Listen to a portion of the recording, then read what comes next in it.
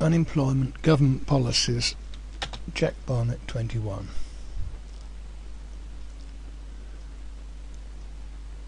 Last week we looked at inflation, deflation, government demand and supply policies, and there were some questions and answers. Okay, well let's move on to the next one.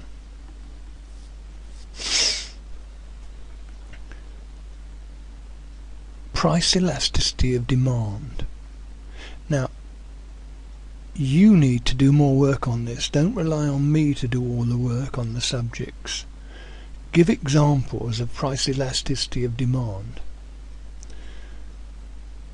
You need to look at macroeconomics, national income, business cycles. Look at demand and supply, and have a look at the euro. Now we looked at inflation. Inflation is the rate or equals how fast prices are rising. Inflation is running at 3%, or depending on the time that you see this, it may be higher or lower. In 1979 it was running at 25%. When there is a general price rise, each unit of currency buys fewer goods and services, so inflation also reflects an erosion in the purchasing power of your money.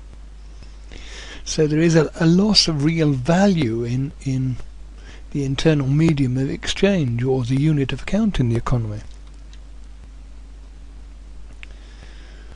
As against inflation, you have deflation, which occurs when the price falls. On a yearly basis, prices of items such as food, housing, clothing and heating become cheaper when the economic environment is deflationary. So drivers of deflation are demand and cost based. If demand goes down, or the costs go down. The credit crunch is created in a recession and during a demand-led deflationary period. Now look at the expansion of the Chinese economy plus the export manufactured items around the world. Greater supply led to deflation in the price of manufactured goods. How do you measure inflation? Well, to measure inflation, the government uses a prices index or price indices. You take a sample of household goods across the country to record all the products.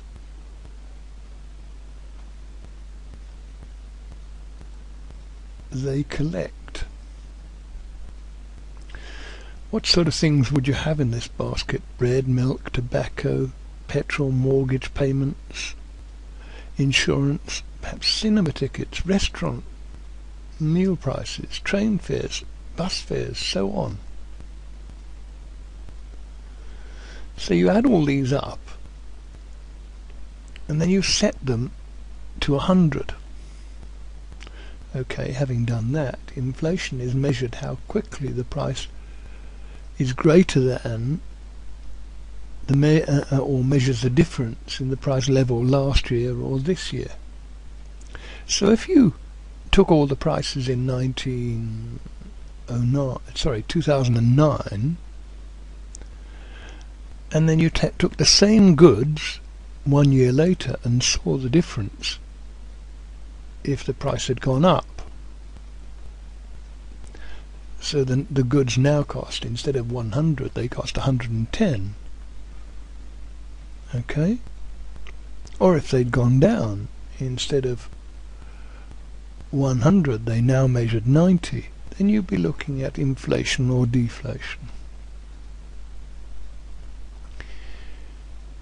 If you keep changing prices because inflation, then the costs are employing workers to change prices in supermarkets. There's a fear of deflation, falling prices equals, well, is it a good idea?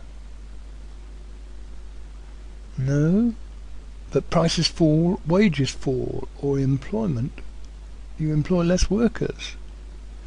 If you borrowed £100,000 last year, deflation results in a 5% loss in earnings, so the mortgage is greater in real terms and becomes 105,000. Over years, mortgages may become unaffordable. Unemployment, managing the gross domestic product and inflation front economy policy. So unemployment is very important. During the late 1990s and early 2000, unemployment fell very low. Now the credit crisis, unemployment is up 4 levels. Frictional, between jobs, cyclical, insufficient demand for all the goods and services to keep all the workers employed, structural, entire industry can go into decline. Look at the coal industry. Look at the sale of CDs. Classical, supply at £10, demand at £8.